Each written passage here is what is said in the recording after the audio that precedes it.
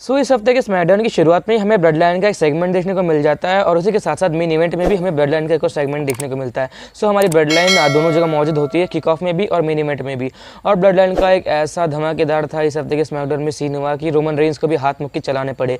पूरी की पूरी ब्लड लाइन टीम इस हफ्ते एक्शन में रही स्मैकडाउन के पेपर व्यू में।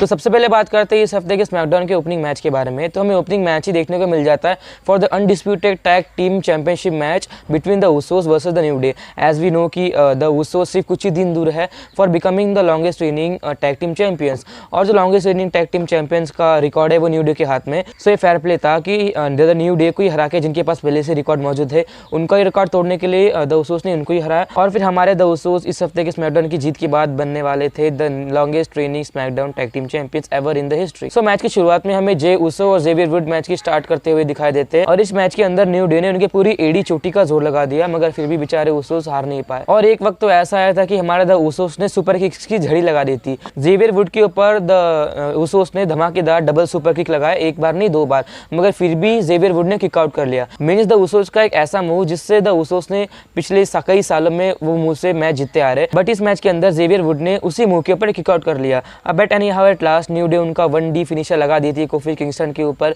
And by pinfall the Usos उनका टाइटल रिकवर कर ली थी। तो इस स्मैकडाउन का किक ऑफ बहुत ही शानदार मैच था, बहुत ही धमाकेदार मैच था। और फिर जब ये मैच खत्म हो जाने के बाद जब हमारे द उसोस बैक स्टेज उनका सेलिब्रेशन कर रहे होते, तब हमें रोमन रेंस दिखाई देते। द रोमन रेंस उसोस से कहते हैं कि तुम आज के मेन इवेंट में मुझे मिलो, बिकॉज आज एक बहुत बड़ा सरप्राइज है तुम सबके लिए। और ब्लड लाइन का एक और सेगमेंट हमें देखने को मिलता है मेन इवेंट में भी। और इसके बाद होता है वर्ल्ड कप की शुरुआत। एज वी नो कि स्मैकडाउन वर्ल्ड कप चालू है WWE के अंदर। तो सबसे पहला मैच होता है between the Shinsuke Nakamura versus the Escobar. इस मैच के स्टार्टिंग से शिंसुके नाकामुरा ने पूरा का पूरा उनका दबदबा बनाए रखा था, but any how at last Escobar ये मैच जीतने में कामयाब हो जाते हैं। और इसका रीज़न ये होता है कि एस्कोबार की ओर से पहले से रिंग साइड पर लिगाडो डेल फेंटेस्मा मौजूद होते, और लिगाडो डेल फेंटेस्मा ने शिंसुके नाकामुरा का फिनिशर मूव शिनशासा जब वो डिलीवर करने जा रहे थे तो उनको इंटरप्ट कर दिया, और इस इंटरप्ट का फायदा उठा लिया हमारे एस्कोबार ने, और एस्कोबार उनका फिनिशर मूव लगा देते फैंटम ड्राइवर, और फैंटम ड्राइवर को लगाने के बाद ही वो पिन करते हैं बाय पिनफॉल।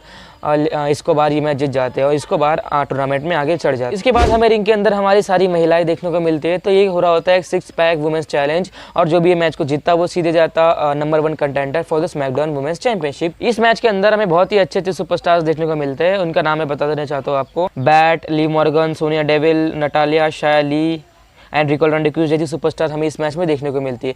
तो सबसे पहले इस मैच की शुरुआत में आज हम सबको पता है कि लड़कियां हैं मैच के अंदर, तो लड़ाइयाँ तो होने वाली है। तो लड़कियों ने एक दूसरे को मारा मारी करना शुरू कर दिया और एक दूसरे को मैच की शुरुआत से बहुत ही बुरी तरीके से मारी जा रही थी। और मैच में एक वक्त तो ऐसा है कि जो वुमेन्स थे उन्होंने एक दूसरे को उठाकर टेबल के ऊपर पटक दिया और पूरा टेबल ही तोड़ दिया। एट लास्ट शॉर्ट्जी उनका फिनिशर मूव डिलीवर कर देती है लेसी इवांस को, उनका finisher move never wake up deliver कर देती है एंड बाय पिनफॉल शॉर्ट्जी जीत जाती है मैच और बन जाती है number 1 contender for the SmackDown women's championship. तो देखते हैं अब शॉर्ट्जी क्या कर पाती है स्मैकडाउन का टाइटल जीतने के लिए फॉर द वुमेन्स चैंपियनशिप। और इसके बाद एक और वर्ल्ड कप का मैच होता है between the Braun Strowman versus the Jinder महल। तो सबसे पहले जिंदर महल हमारे भारत के बहुत ही जाने माने सुपरस्टार है।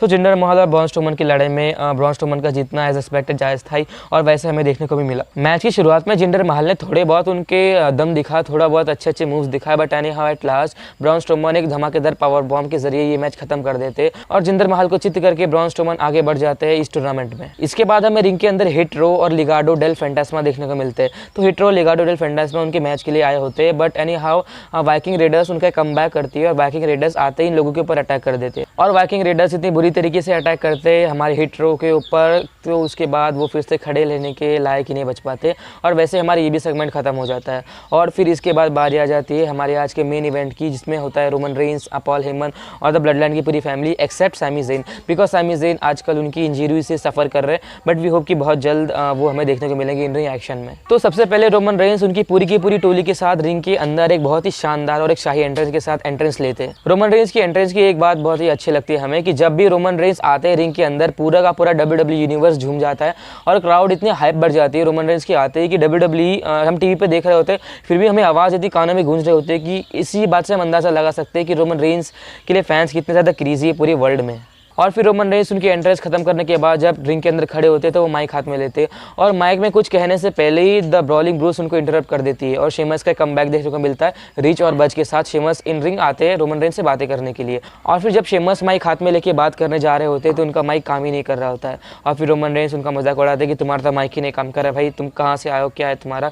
और फिर शेमस जवाब में ये कहते हैं कि चलो भाई रिंग में आके तुमसे बात कर लिया जाए। और फिर ब्रॉलिंग ब्रूस की पूरी सेना रोमन रेंस की तरफ बढ़ती है उनके ऊपर अटैक करने के लिए। बट एनी हाउ जो नंबर गेम्स था वो ब्लड लाइन का ज़्यादा था तो उसके चलते रोमन रेंस की पूरी टीम ने ब्रॉलिंग ब्रूस को धराशायी कर दिया, उनके ऊपर हावी होने लगे।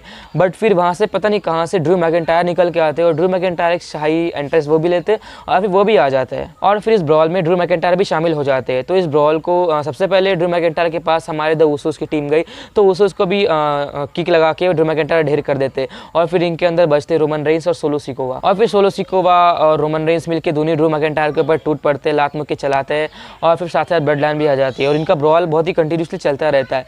वेल सो ब्रॉल में हमें यही देखने को मिला कि ये सब लोग एक दूसरे को मार रहे होते और इसी तरीके से खत्म हो जाता है हमारी इस हफ्ते का स्मैकडाउन का पेपर व्यू भी। इससे हमें एक बात तो साफ साफ जाहिर हो चुकी है कि जो सर्वाइवर सीरीज का वॉर गेम्स होने वाला है वो इन्हीं पांचों के बीच में होने वाला है। लाइक ब्लड लाइन के 5 मेंबर पहले से ये Roman Reigns, the Usos, Solo Sikoa and Sami Zayn versus the ये 4 मेंबर तो हो चुके हैं बट एक मेंबर अभी भी इसमें एक मेंबर अभी क्वेश्चन मार्क है। देख के तो ऐसा लग रहा है जैसे सिचुएशन चल रही है स्मैकडाउन में, देख के तो मैं ये बता सकता हूँ कि 5-on-5 इनका मैच हो सकता है सर्वाइवर सीरीज में फॉर द वॉर गेम्स। और एक बेस्ट बात मुझे ये लगे कि जब रोमन रेंस उनकी एंट्रेंस ले रहे होते तो सैमी ज़ेन के नाम के चैंट्स बहुत ही ज़्यादा लग रहे होते, लाइक वी वांट सैमी सब लोग कह रहे होते। तो ये देख के बहुत ही अच्छा लगे, सैमी ज़ेन को अभी भी पब्लिसिटी मिल रही है, बहुत सारे लोग ऑल ओवर द वर्ल्ड उनको पसंद कर रहे हैं।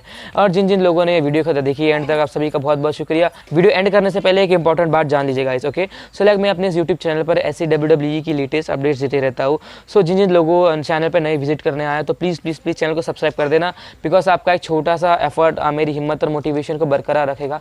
And thank you so much for watching this video till and till the next video. Love you, bye bye and take care.